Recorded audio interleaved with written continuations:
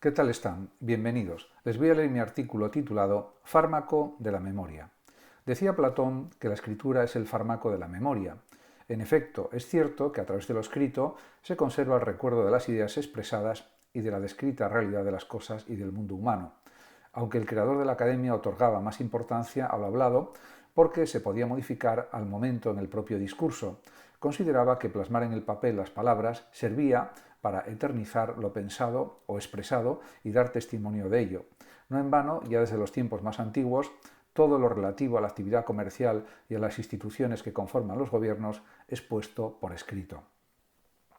Los códigos legales y las recaudaciones de impuestos, tasas, etc., quedaban registrados de forma escrita. Incluso los acta diurna en la antigua Roma se difundían y eran una especie de periódicos que recogían las principales noticias. De hecho, Julio César ordenó que las decisiones diarias del Senado, incluyendo sentencias judiciales, decretos y proyectos de ley y también sucesos de diversa naturaleza, fueran hechas públicas en el año 59 a.C. Como se puede observar, esto es una muestra más de que la función de las palabras escritas es fundamental para dar a conocer todo tipo de cuestiones a los ciudadanos. En la época republicana e imperial de Roma, mucha gente era analfabeta, pero eso no impedía que se enteraran de las noticias por medio de los pregoneros que las leían en voz alta. En cualquier caso, se distribuían miles de copias de las actas diurnas para su lectura por parte de los ciudadanos romanos. Ciertamente el derecho es un ejemplo más, junto a la literatura, la filosofía, la historia y las diversas ciencias, de la necesidad de fijar por escrito conocimientos, técnicas y contenidos diversos que son esenciales para la conformación de una sociedad civilizada bien organizada.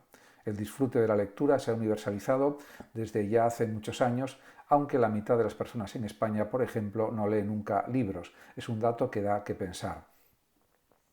El progreso de las sociedades y de los estados está basado en gran medida en la conservación de contenidos, por medio de documentos y libros que permiten o hacen posible que el conocimiento se difunda a través de los siglos y sea la base del desarrollo de las ciencias y de otras muchas disciplinas. Todos los inventos y descubrimientos en el ámbito científico y también en el campo médico aparecen en artículos científicos y libros o tratados que son imprescindibles para los investigadores, porque la ingente masa de contenidos y conocimientos que se crea cada año no podría ser conservado y utilizado sin estar registrado de forma escrita. Es un hecho irrefutable. Desde el siglo XVIII lo publicado ya era realmente inabarcable.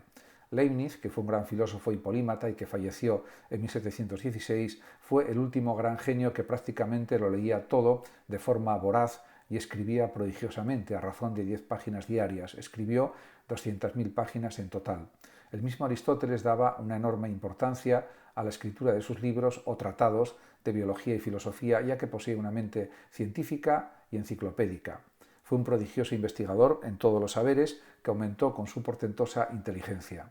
Aunque se han perdido, lamentablemente, la mitad de sus escritos, con los libros que se han conservado después de más de 2300 años, podemos decir que sus investigaciones están presentes ante nuestra vista o capacidad de lectura a través de traducciones a las distintas lenguas. Aunque Aristóteles practicaba la lectura en silencio, muchos de sus coetáneos estaban acostumbrados a leer los libros en voz alta. El mismo Estagirita acumuló una colección de libros impresionante, tal vez unos 10.000 de modo particular.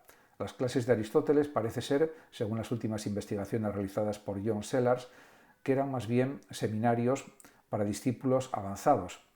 Otra cuestión destacable es que generalmente, aunque había 3 perípatos en el liceo, o paseos cubiertos, el Estagirita parece ser que acostumbraba a impartir sus lecciones o conferencias en aulas y no tanto paseando como dice la tradición, básicamente porque prefería explicar las cuestiones al igual que su gran amigo Teofrasto, que era filósofo y botánico con datos y de forma pormenorizada y quizás con el auxilio de esquemas en una pizarra o con métodos similares. Es preciso recordar que la cultura grecolatina era más oral que escrita. De todos modos, es evidente que conocemos las principales obras de los mejores oradores, filósofos, dramaturgos, poetas, historiadores, políticos, etc., por medio de sus escritos que llegaron a la posteridad. Actualmente, la producción o creación de artículos y libros es realmente exponencial y aumenta con el transcurso de los años y se entiende perfectamente la razón de por qué sucede. En conclusión, escribir es tan importante como hablar, al menos, si no más. También es cierto que con los sistemas de grabación actuales y con la inteligencia artificial, en los vídeos se puede leer lo que se dice por medio de la transcripción en forma escrita de la voz en texto. Muchas gracias a todos por su atención y hasta mi próximo artículo y vídeo. Hasta siempre.